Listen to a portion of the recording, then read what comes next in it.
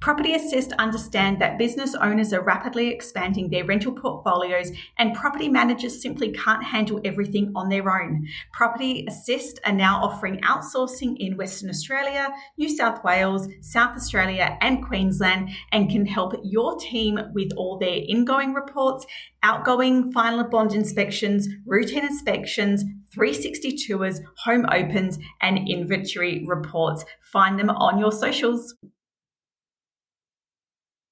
Today, we have Bronwyn Evans, who is from McAdam and Turnbull Realty, joining us. And Bronwyn, welcome. Thank you. Good morning. How are you? I'm good. Now, we first met, I think we did meet in person, didn't we, at an IGT conference a couple of years ago? Yes. And I promptly started following you and copying everything you do because I'm on the total other coast to you, so I can. Absolutely. I had someone message me on Instagram actually the other day on the weekend, and he said, "Oh, I really love that podcast." He goes, "I'm stealing all the ideas," and I was like, "That's what it's there for. It's absolutely for everyone to use and to copy." There's a quote that my partner cringes at, but it's very, very true, and it's that we can share the recipe, but the sauce tastes different. And that's what I think it's all about. We can all do exactly the same thing, and it's always going to come across different to our clients. And that's the beauty. And that's why we should never worry about sharing and, passing lots of information on. I do the same with other people as well. So that's what it's all about, collaboration. Now, for those that don't know you, can you do a bit of a brief intro for me of, who you are, where you've been in your career, where you are now in your career? Well, I started in real estate in 2006 when my husband came home after being a sales agent, and he said, "Let's buy a real estate agency." And I said, okay, because I had a background in small business. My parents had always owned a small business. So for me, customer service and owning your own was in my DNA, even though real estate was new to me. So we purchased a small agency, and then in 2012, we merged it into McAdam and Turnbull Realty, and now we are the sole owners. So McAdam and Turnbull Realty has been here since 1980. A lot of our clients have been with us, the agency, that entire time. And in fact, 51% of our clients have been with us for more than 10 years. So that longevity really develops really great relationships. And so that's what I love about it. I love the people and the diversity. No one day is the same. I think we've got the best job in the world. I really do. It's just so unique in the way that we get to interact with people and respecting that relationship, particularly with the tenants. Like, we're in the tenants' en suites. We're in their bedrooms on a regular basis. That's a really unique position for us. And then we, on the other hand, have such lovely clients. Most of them who are not here, and we very rarely see in person. So that comes with its own challenges as well. So that's what's brought me here and keeps me here, is that we've got the best job in the world as property managers. So good. And was your husband in real estate when he suggested that you buy real estate? He was a sales agent here at McAdam and Turnbull Realty, and John Turnbull had started nudging him of, "It's time to retire. Are you going to buy me out?" And we were like, "No, you're too big. We can't afford you." So we bought a smaller agency that we could afford. And I guess the dream was always to merge back in here, because John Turnbull, being the owner of an independent agency, he was also very, very particular about who bought the rent roll, very attached to his clients and the service they'd been providing. So he wanted to make sure that he sold it to somebody that shared his values. And so we came in here with a business partner who had also been under the umbrella of McAdam and Turnbull. And sadly, he passed away in 2017. And so we've been on our own since then. So quite a journey. But yes, Lachlan had been a sales agent originally and really loved it, loves the people as well. And totally random question, but with the name McAdam and Turnbull, obviously fully understand why you would hold on to the name, because there's legacy there and history. Do people think that you are an employee because of the name? Do you ever come across that? They do sometimes think I'm an employee because my husband is the principal as well. So it's his name on the front door, which is great because depending on the problem, it might be his because his name's on the door. But yeah, occasionally people do either assume I'm an employee or assume I'm a Turnbull or a McAdam. That happens a little bit as well. But I really don't mind either way. No, and I'm the same as well, because sometimes I sit at the front desk because we don't have a reception. And when I sit at the front desk, quite often people just assume I'm the receptionist. And I actually quite like it. I'm definitely not that type of person that corrects them. But the assumption that a lot of people have, and I would think that, I just guess I thought you might have got it with that name not being sort of a generic name. But it's lovely that you've sort of held on to it, definitely for the legacy for the area. Tell me a little bit about the area that you are doing property management like, and what's the size of your rent roll? So we're here in Toowoomba, which is about an hour and a quarter west of Brisbane, and we've got 120,000 people in the area that we service. So Toowoomba Regional Council is a little bit bigger than that, but immediately we've got 120,000 people in the city and immediate surrounds. So we do have some rental properties that are in the surrounding satellite towns. But the furthest we would drive would be half an hour to any of them. And we've got 460 residential rentals. Yeah, great. And so would you call it a regional area or not necessarily? It is a regional area. We're very proud to be regional. In some ways, Toowoomba is a very big country town still, but we're maturing and we're growing, and being so close to the capital cities or Gold Coast or Sunshine Coast makes it really accessible. But we're a bit of an economic powerhouse over here, to be honest, and we're a insulated economy. We've got 5 pillars and we're not really affected by seasonal issues as such, in that we've got a strong agricultural sector that we support. We've got a strong mining sector, which whilst is to our west and our north, we're still the service hub for that. We've got a huge healthcare industry, very large education sector here. There's a private school on every street corner, and I think there's 5 boarding schools. And then we've got a tourism component. So the economy is always strong, which makes it really good for investors. They love us. We're not the place that you come and flip a property overnight. We are a stick and stay. Toowoomba has had just steady growth over the last 30 odd years. We don't do the big dips and mountains and valleys that other cities will do. We are quite stable in that regard, and that's what the investors like, that it's good long-term growth, and there's always demand for tenants because there's always something going on. We've had billions of dollars worth of infrastructure put into the city and surrounds over the last 15 years, and so there's always job opportunities. Our new hospital is starting to break ground, so that's going to bring more workers to town, but there always does seem to be projects bringing us here. We've got a new airport which is designed to send freight particularly into Asia, which has opened up another world of business opportunities for us. So yeah, it's a very exciting city, although one that perhaps flies under the radar because we are so close to Brisbane. Yeah, you did an excellent summary of Toowoomba. I love it. Yes, yeah, we're very happy here. So tell me about what's happening with the Queensland laws. So just before I press record, I mentioned that we had a podcast with a Victoria property manager, and I love finding out about what's happening in different areas. I think as property managers, we shouldn't be ignorant to, what is happening with different legislation, different laws, and potentially things that could be coming our way. But also using the opportunity with new laws that you might be experiencing, and then finding out how it's worked and how it hasn't worked, which would then potentially be reflective on our legislation, how we will deal with things. So tell me about the legislation. So have you recently had changes in Queensland?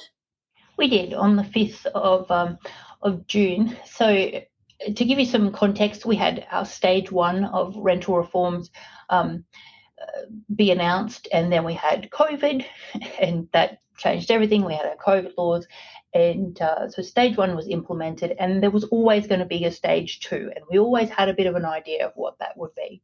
Then you might recall in August 2023, the federal cabinet met, and they made some decisions about what they were going to do with rental laws back in the various states. So then Queensland came home and decided that they would make some of those changes.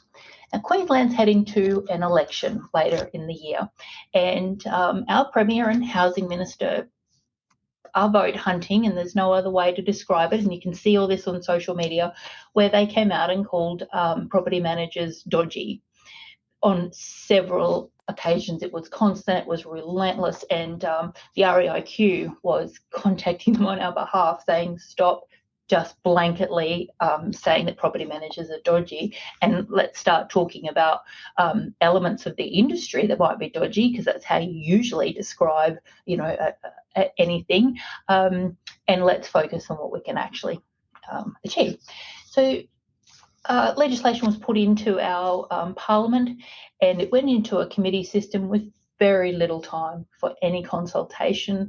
It came out of committee, ran through the Parliament, and some minor amendments made at that point, and then all of a sudden it was going to be, this is starting on assent. So we had some laws that were going to start the day the governor signed the forms, and we didn't know what day the governor was actually going to sign.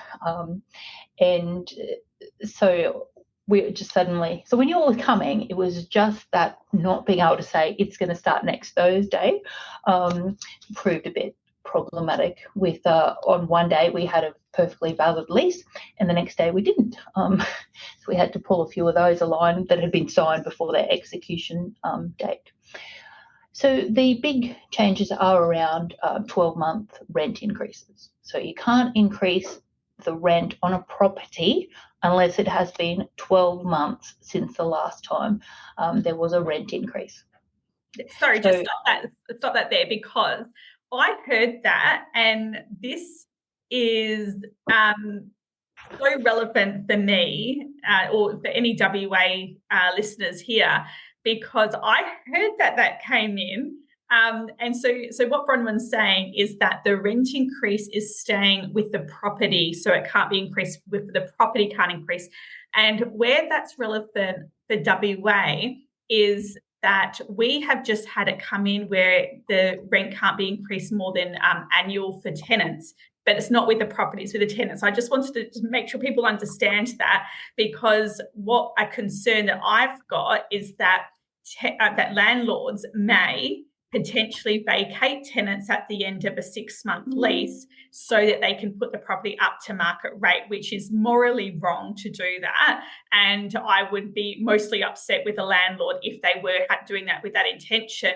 But the reason why WA, we need to really make sure that we do look after tenants in this sense and make owners know that, morally it's not right to vacate a tenant after 6 months, because if we don't, and this becomes a problem, this law that Queensland has got is exactly what's going to happen to us. So I just wanted to add that little bit in, and then you can let me know how you guys are dealing with it, because did you originally have the rent increase with the tenant and then it's changed to the property? So just 12 months before, the government had brought in legislation very sharply, and we could not increase the rent unless it had been 12 months since that tenant had previously had a rent increase. So we already had that, and then the government tell us anecdotally that people were indeed vacating the property at 6 months. I found that really hard to believe, because the property is at highest risk of wear and tear when you're moving people in and out, and you've got let fees and associated marketing, etc. So really any owner that was doing that wasn't actually gaining, but nonetheless.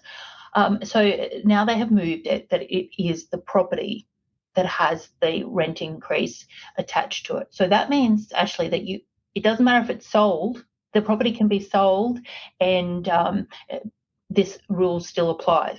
The property can be vacant, and you might decide to do some renovations, throw on some new carpet, let's put in an air conditioner. You can do that, but you cannot increase the rent until it has been a full 12 months since the last time the rent was increased. Are you kidding me? Even if you do renovations? There are no exceptions in that regard. None. Wow. So it's making so what the government was wanting to achieve was rent capping, but they couldn't do rent capping.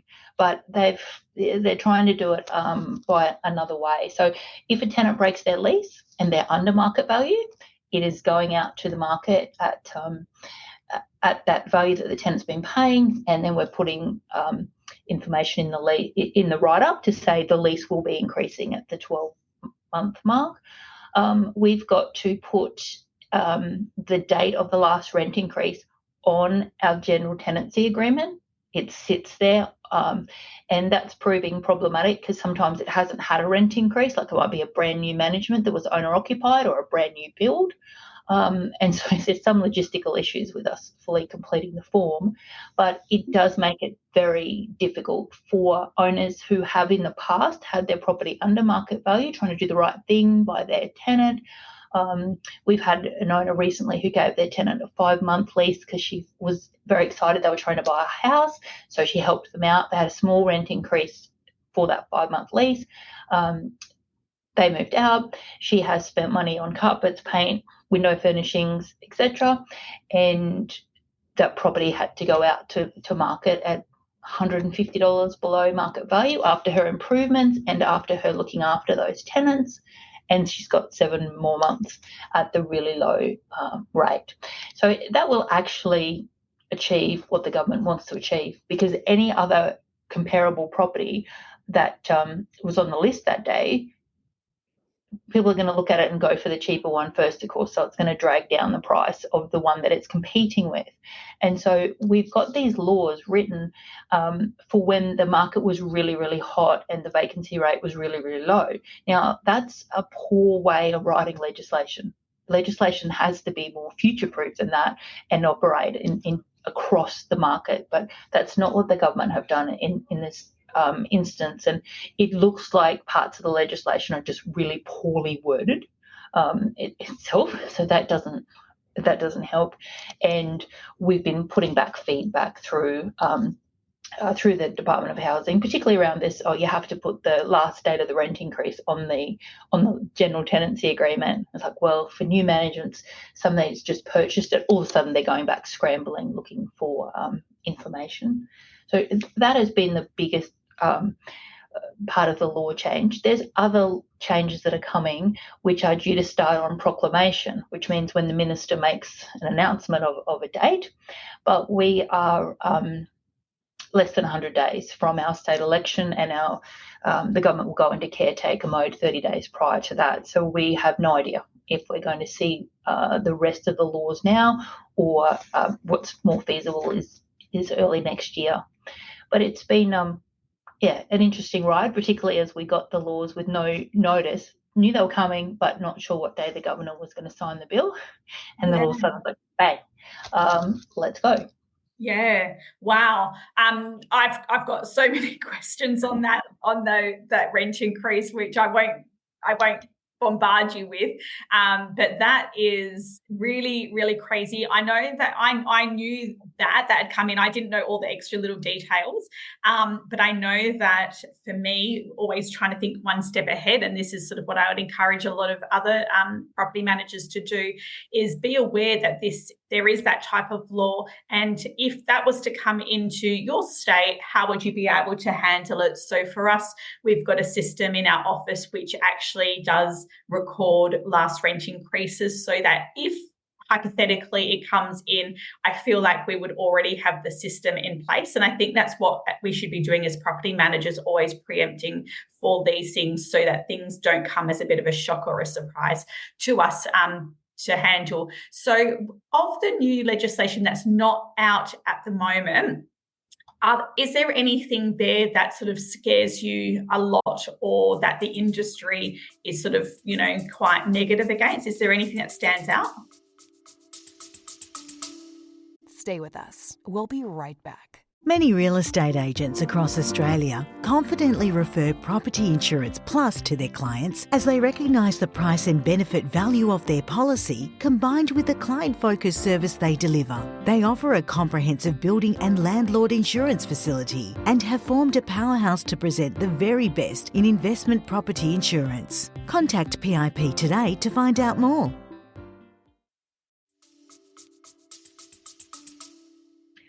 Well, there's a few things. They're going to put limits on the reletting costs, but again, it's not very clear what they're going to do there.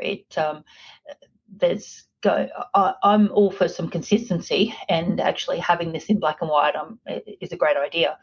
But right now, it's almost as if the tenants won't be liable for compensation for the loss of rent when they break their lease. They might only be paying reletting costs. So that one is a watch this space. But also coming is the right for tenants to make structural changes. And again, that will be just the devil might be in the detail of that one as to, well, what's a reasonable change, and what can the tenants do, and what will they have to fix up at the end of the tenancy, and if that's all agreed. And that kind of sounds okay and reads well in the press, but when you actually think about, well, if a tenant wants to paint a wall purple because that will make it feel like home. I thought I had my phone off. Click the right button there, Bronwyn.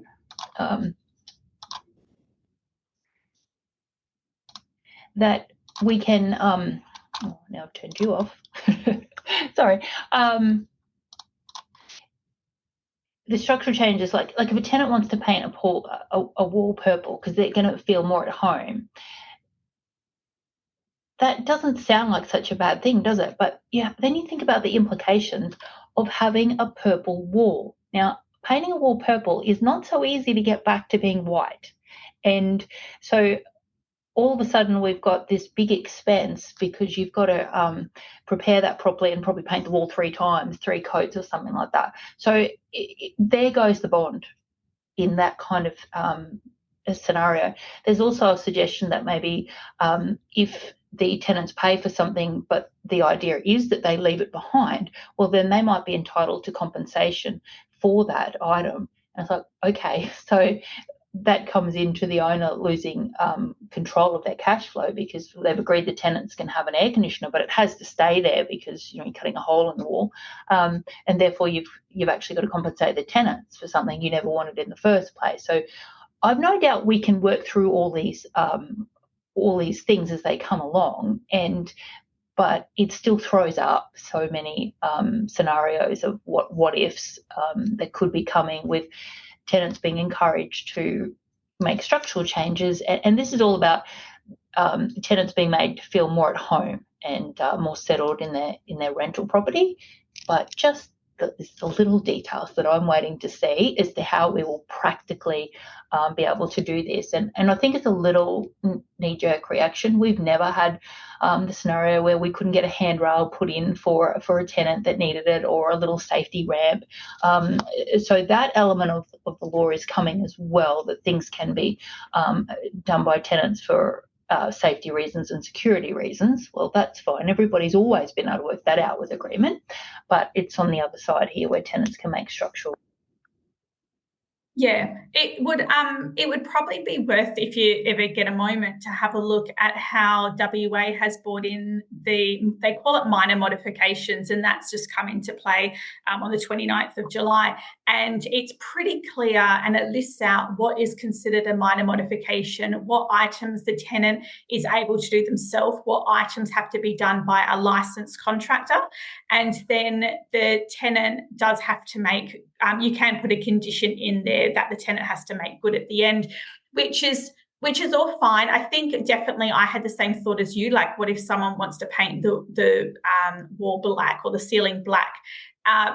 I mean, number one, it's unlikely. I was actually just thinking there might be some tenant that wants to piss you off, that probably just says they want to paint it black, but they don't really want to. That was my first concern, that you might get someone like that. But at the end of the day, and it has to be tested, I guess. But if a tenant had said to me, I want to paint my teenage son's room black, yes, you could put in a condition that it has to be done professionally.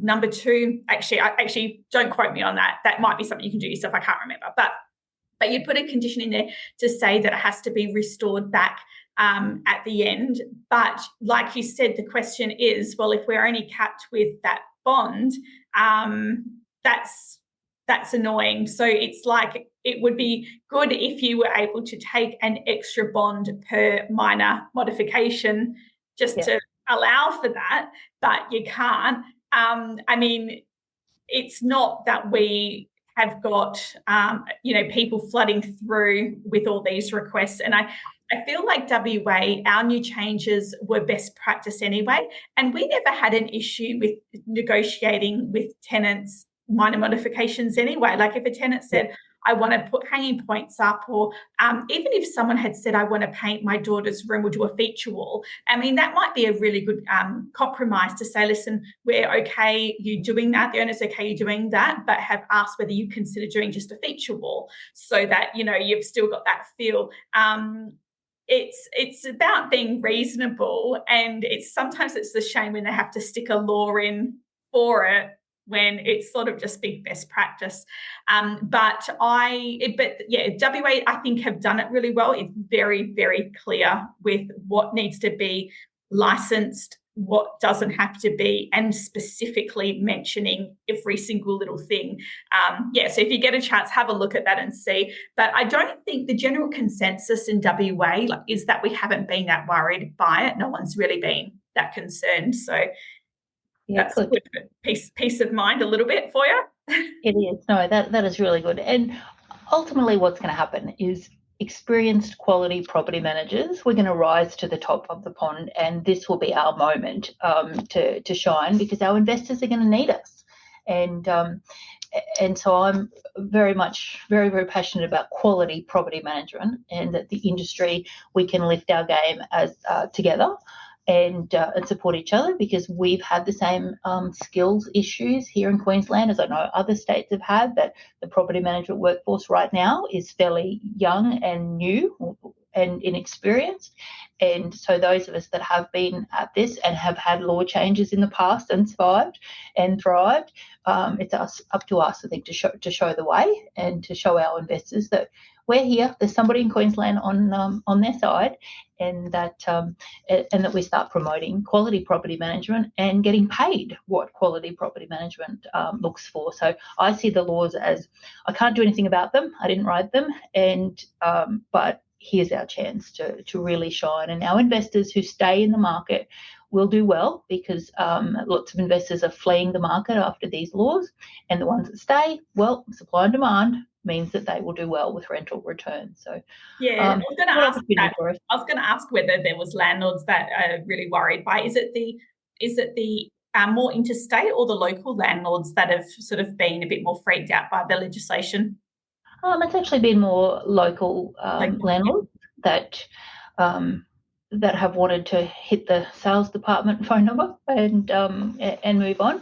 But then we've also noticed that there's new landlords coming into our market after, and I assume this is everywhere, for a while there with the owner-occupiers were the most dominant buyers in the market, and so we were losing rental properties to owner-occupiers. But it wasn't changing the demand because it wasn't our local tenants buying them in order to free up another rental property. So we still have an incredibly tight market. So the rental returns will stay. We have lost the crazy frenzy nature of the market. It is settling somewhat. We're not getting 50 applications every property. We're not getting 50 people at inspections anymore. But that's okay because we only need one quality tenant per property. So we've noticed a change, but happily to see the investors back. Yeah, that's good. And I guess we'll finish off by just stressing the importance of making your investors, because there are so many investors that are buying interstate and have properties in multiple states as well, really making sure that we are all stepping up to the plate with confidence with our local state, and making sure that we are educating these clients, because the last thing we want is for them just to assume that the way, for example, Bronwyn does it is correct, and not understanding what WA does for their property. It can develop a little bit of mistrust. It can be quite confusing for the landlord. So I think just be mindful of the investor and how they're experiencing things on their end, because it would be really, really difficult to try and navigate their properties with such different laws. Yeah. So I know that for me, I do my monthly landlord training with them so that they understand how WA works and processes work, and making sure that you're doing that for whichever state you're in as well. But you're right, Bronwyn, it's all about sort of that confidence, and our value is definitely going to increase even more. We're going to be needed even more for these investors. So it's so important to have that mindset moving forward. Well, I'm sorry you have to, that I'm still thrown by that rent increase with the property. I'm sorry you have to deal with that. That's really shitty. And I hope we never have to over in WA have to deal with that, because it sounds like the short term probably is going to be okay, but I don't know if it's long term the right thing to do to encourage investors anyway. But time will tell. You may be set the precedents for the rest of Australia, whether it works or doesn't work. So it's it's good to get your feedback on it. Oh, you're welcome. It's been great chatting with you. I'll speak to you soon. Thanks, Ashley. On Tap Plumbing and Gas covers all Perth areas from Mandurah to Two Rocks and has a team of plumbing, drainage and hot water experts. They have an amazing reputation for their excellent service and quality workmanship on time, every time, and it is easy to see why they are a favourite to many Perth property managers. Whether you just need some friendly advice or an obligation-free quote, look no further than On Tap Plumbing and Gas.